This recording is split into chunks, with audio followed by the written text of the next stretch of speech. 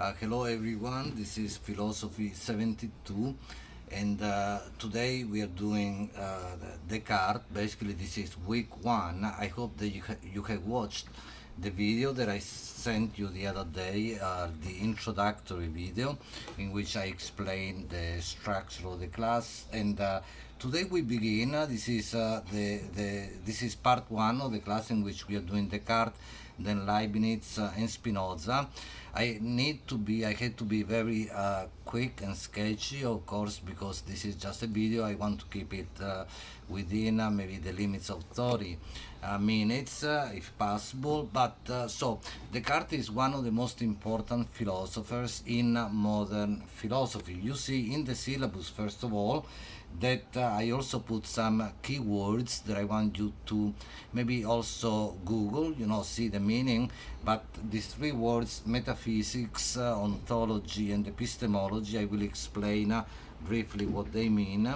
Right? Metaphysics is basically what first philosophy is. If you look at the title of the book by Descartes that we are doing just the first three meditations in this book that has 6 meditations. It's a short book, right? The book is called Meditations on First Philosophy. First philosophy is another expression for metaphysics. Now, metaphysics is the science of the essence of reality, meaning that which in reality is really real. I get to say a few words about this. If you think about reality, what we see, what we experience, being, B-I-N-G, reality, then we can certainly make a difference between appearance, what appears to us, and what might be called essence, right? What maybe does not appear, does not become visible, but must be there. Not only so, but the appearance of something is very often deceiving us, misleading us, right? That's the point in Descartes. Think about the sunrise, the sunset. We see the sunrise. Not only that, we can also take a picture of it, right? But it is actually the case that the sun does not rise, right? So we see something that in reality does not happen, right? So this is a big problem in philosophy. This is what begins philosophy. This is a problem both of metaphysics, the split, the difference between what seems to be the case, the appearance of something, and what in truth, in fact, is the case, the essence, right? And it is also the problem of epistemology, the third word that you find in the syllabus. So metaphysics again is the science of the essence of reality. Ontology, on in Greek means being, that which is, B-E-I-G. So ontology is the study of that which is, same as metaphysics, right? We can say. And then epistemology, episteme in Greek means knowledge. So epistemology is the theory of knowledge, okay? So if the question for metaphysics and ontology is what is it? Really, what is it that we have in front of us? What is reality, right? What is it? And that's the basic question of philosophy. What starts philosophical thinking, then even in the ancient tradition, right? The question of epistemology. Remember, episteme is knowledge. Epistemology, the question is, what do I know? And how do I know that what I know is actually the case, right? What do I know, and how do I know that what I think I know, I believe I know, I may be mistaken, is actually true, right? And so that's the question between the true and the false, which is a very important question in epistemology. Okay, so keep these words in mind throughout the semester, certainly with Descartes, Leibniz, they are very important, right? So metaphysics, ontology, epistemology, okay? So maybe you can, in your entry, also say something about this, right? Because remember, I say, for the journal, right? Your journal entry, I give a suggestion this time. I give two options or points, right? You can choose either one of them, or you can also choose another problem, a concept theme arising from this video, or also your reading, especially of the material. When you read the material, actually, right, this time you read the first three meditations, focus especially on the highlighted parts. I highlighted them for you. And in this particular reading, this time, focus on meditations 1 and 2, especially 2. Okay, that's the most important. But before the meditations by Descartes, and keep in mind the meaning of metaphysics, the essence, the study of the essence of reality, ontology, the study of that which is being, and epistemology, the theory of knowledge, right? Then in addition to that, I want you to look at this article about this painting by René Magritte.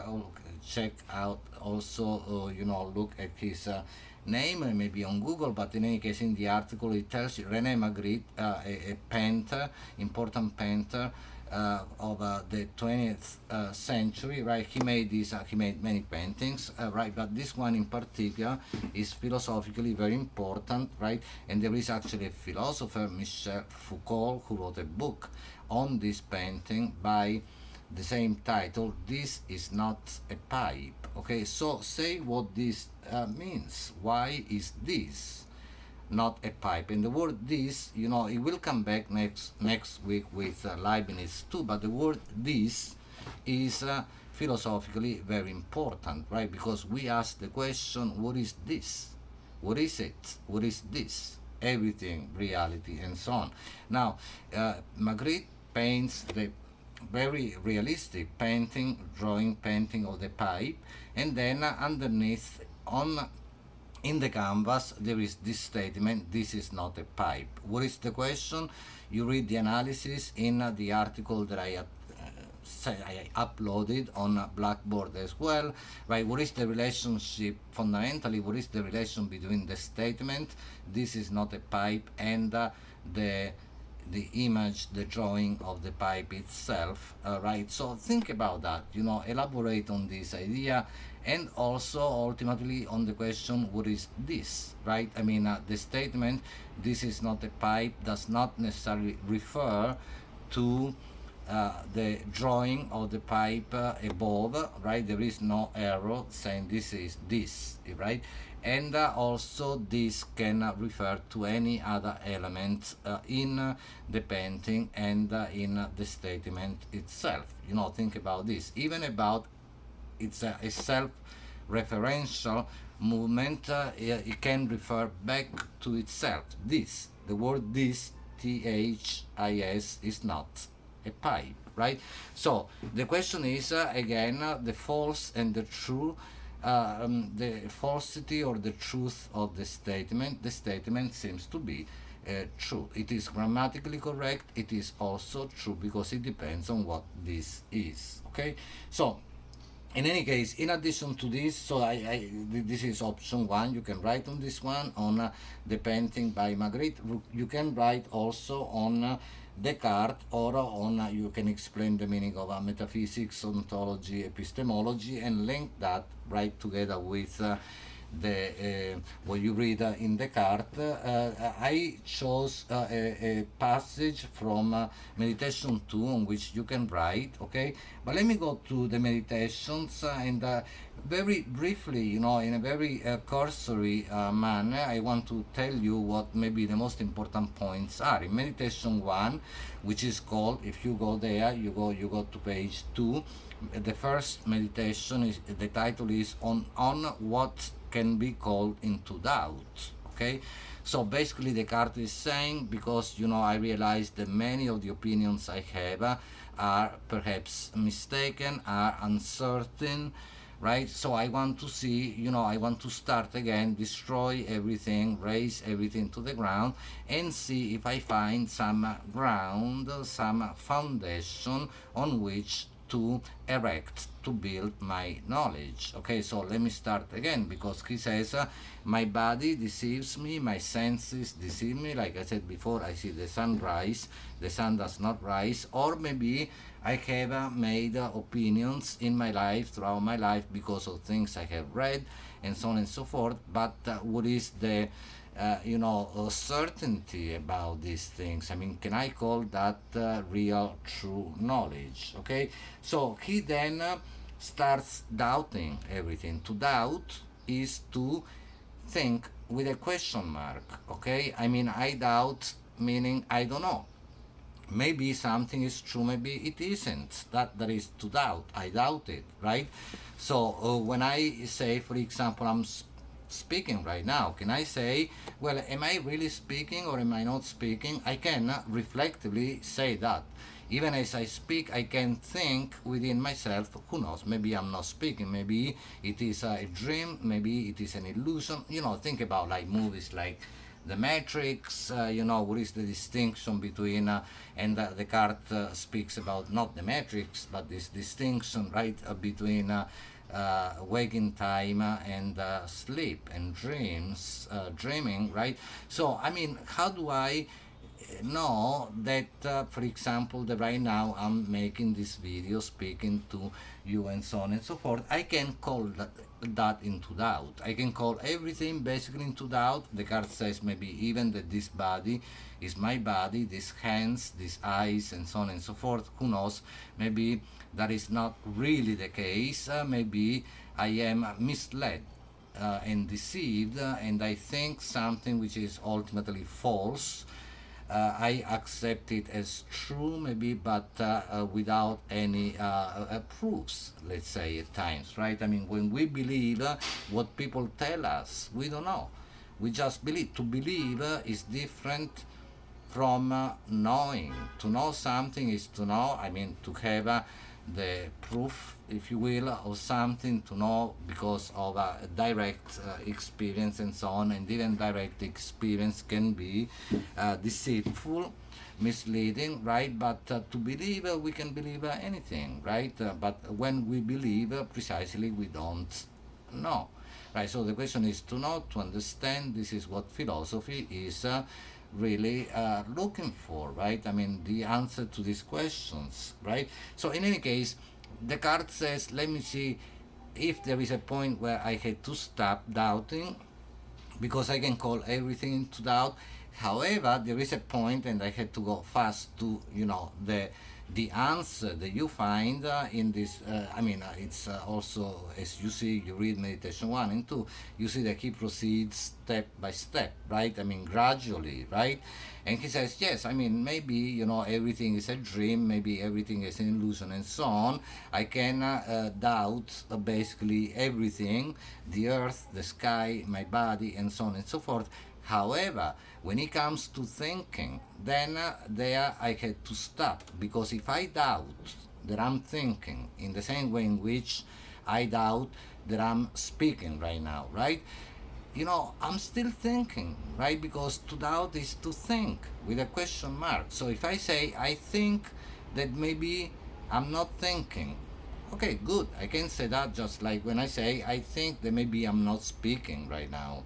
But still I think, right? So I hope that this is clear. There is, that's Descartes' answer, there is no exit from thinking. I think.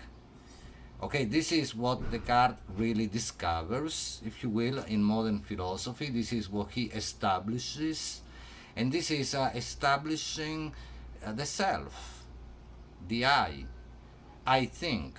Okay, so that's the point. There is no exit from there, because even if I think that maybe I'm not thinking, I am still thinking.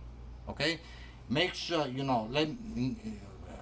you can, as I always say, contact me with questions if there are things that you want me to, clarify. Let me know. Okay, but I hope that this was clear. Okay, so this is the way in which he arrives at the certainty of thinking. Okay, that everything can be called into question, everything can be called into doubt, but not doubting itself, not thinking itself. Okay, so then we go. I mean, even if God wants to deceive me, God, Descartes is a religious Christian philosopher, so he says God wouldn't do that. Certainly he could, because God in that tradition is right, omnipotent, all powerful, but he's also infinitely, supremely good, so he wouldn't deceive me.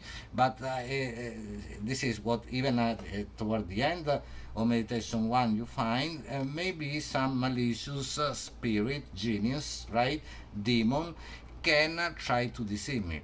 However, some evil spirit, evil genius, which is also very powerful, right? Probably not as powerful as God, but however, even this would not be able to deceive me, to convince me that I am not insofar as I think, okay? Because in order to be convinced of something, in order to be persuaded of something, I must be there to begin with, okay? And I am there in the form precisely of thinking. And this is what we see then in meditation 2, which is called the nature of the human mind and how it is better known than the body.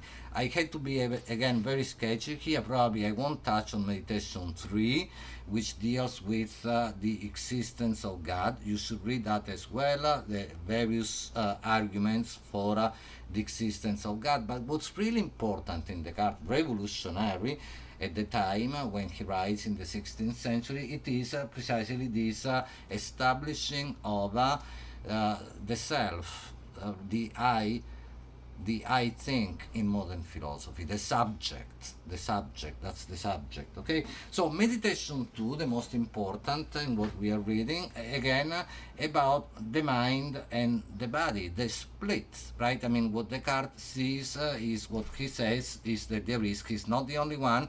This is a tradition that goes back all the way to at least Plato in ancient philosophy, this dualism, this twofold, right, double, twofold structure, right, whereby you have the mind or soul, mind/soul, Descartes says, on the one hand, and then the body on the other. And there is this irreducible relation, although then later in meditation 6, we are not reading that, but he will try to solve the problem of the split between the mind and the body. That's not of interest for us, right? But otherwise they are two different substances, right? So you have on the one hand you have the thinking substance, which is precisely the mind or soul, same idea, and on the other you have the body, right, which is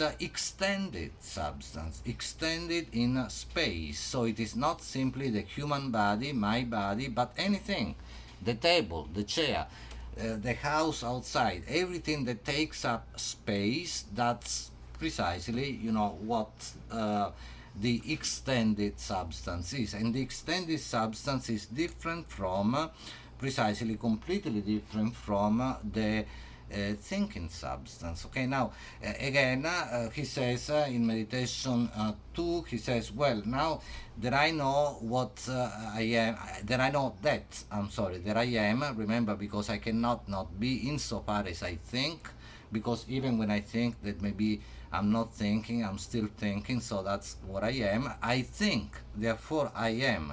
This sentence that everybody knows, maybe people don't know, that comes from Descartes, right? But it is, we find this I think, therefore I am, in a different work by Descartes, but the idea is also here in the Meditations, right? So there is no exit from that. But, and there is this division, this split between precisely the thinking substance that I am and the extended substance, the body that I see, for example, right now reflected, in the video and so on and so forth. But that's actually the sentence that I offer you as a suggestion for writing, for your journal, right? I mean, now that I know that I am, that I am, what am I? So that and what, they are two different things, right? I know that I am, but I don't know what I am.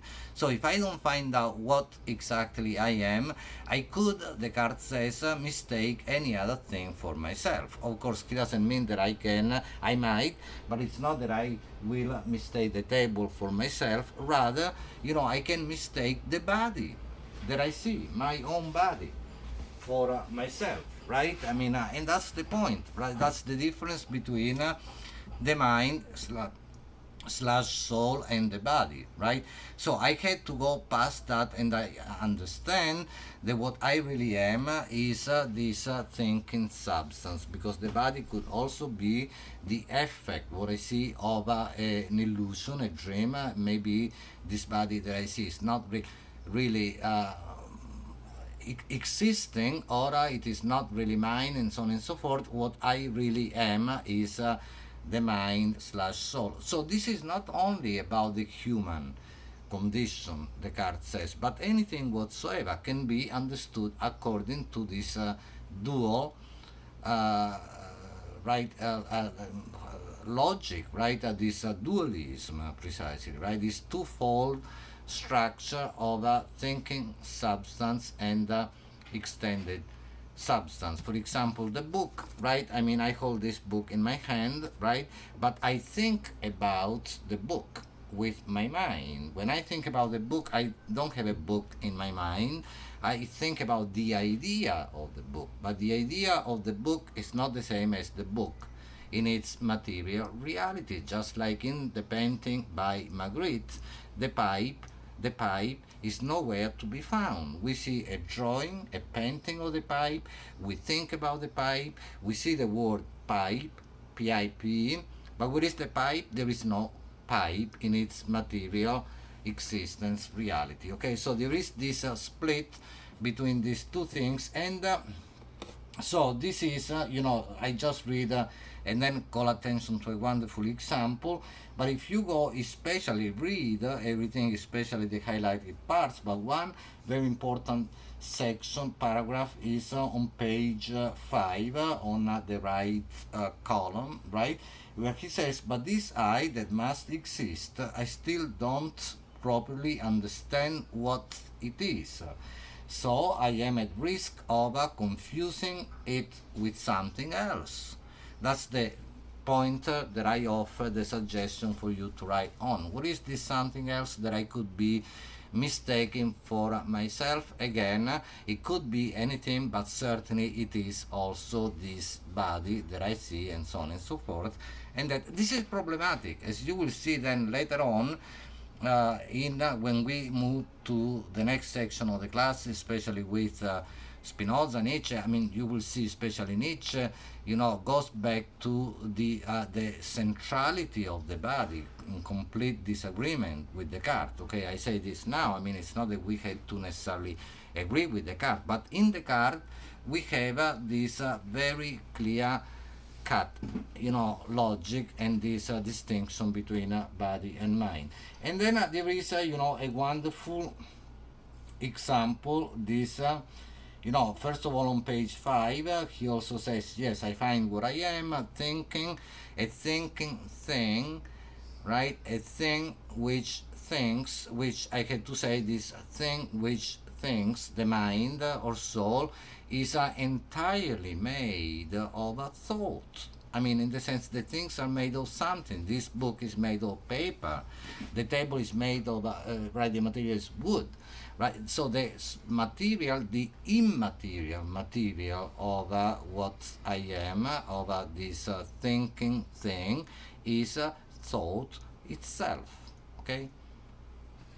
Think about this, pay attention to this. And then, in any case, the great example I want to, start wrapping up, you find on page 6, the example of the piece of wax. Okay, read that. I mean, it's a great illustration, right? He says, well, I mean, if I hold, I hold this piece of wax in my hand. It has just been taken from the honeycomb. It tasted, still tastes of honey, has the scent of flowers, and so on and so forth. He describes this piece of wax, and he says, as I move close to the fire, everything changes, right? What was it was hard before, now it is soft. It was cold, it is hot, right? It changes completely. Everything I saw is gone. I see something completely different. There has been a transformation, right? So what is it really that I knew then when I said, well, the wax is cold, it is hard, and so on and so forth, and now it's completely the opposite. So what is it that I know? Right, questions of metaphysics, ontology, the constitution of something, the reality of something, and of epistemology, the knowledge that we have of something, right? And then, there is this beautiful moment, right? Everything changes, and so on and so forth. It is really about change, and change is the most important problem in philosophy, and if you will, think about that in life, right? Change, mutation, even speaking about the virus now, everything is fluid, everything changes every day, right? I mean, but that's in the nature precisely of reality. What is it that I know? Then on page 7, Descartes will say, well, what I know is really, right? I mean, it's not my imagination, it is actually, right, when he says toward the end of page 7 on the left column, rather it is purely a scrutiny by the mind alone, right? So by using the mind, not the body, I mean, not touching the wax or looking at the wax and so on and so forth. This is what the senses tell me about the wax. It can be mistaken, everything changes, but by looking at the wax and therefore at the idea of the wax with the mind only, right? The relation between the mind, right? The mind relates not to the wax in its material reality, just like the mind does not relate to the book in its material reality, but to the idea of it. Then I really then have a knowledge, just in the way in which I know my mind, my own mind, better than my body, because that's where I am. That's the mind, according to Descartes, that's where I am. So then I also know everything else in the same way. I know, the idea, I relate to the idea of the house, the idea of the book, the idea of the wax, and so on and so forth, okay? And there is another, wonderful example here, speaking again on page 7 on the right column. You should read that, about the possibility of being mistaken about some things, right? You see the example when he says, if I look out the window and see men crossing the square, as I had just done, no, I say I see the men themselves, but what do I know? Maybe it could be simply, right, instead automata, right? I mean, what's the translation here? It could be, I only see hats and coats, right? Hats and coats that could conceal robots, machines, right? And not human beings, right? But I say I see man. That's my judgment. The question of judging that something is the case, we judge not on the basis of the senses. Not on, I mean, if I rely on what I see, then I would probably miss the point, right? I mean, I had to go beyond that. And when I say that I see people crossing the streets, then I don't say that on the basis of what I see, but on the basis of what I judge that I see. So there is a mental process. That's what he is highlighting. I hope that I made this clear. Look, I mean, again, ask me questions if you have any. Contact me via email, WhatsApp, and so on. The third meditation is called God, but in other translations is God, that He must exist, and He shows there. But this is like he goes back to the argument for the existence of God from the Middle Ages. So it's not the most important part in Descartes, but read it as well. You can write on that as well if you want. But focus on what I said, especially in relation to meditation 2. I hope that what I said was clear. And here again, let me know if there are questions. But I try to keep the videos in general, within the time frame of 30 minutes. Okay, so see you next time. Thank you. Bye.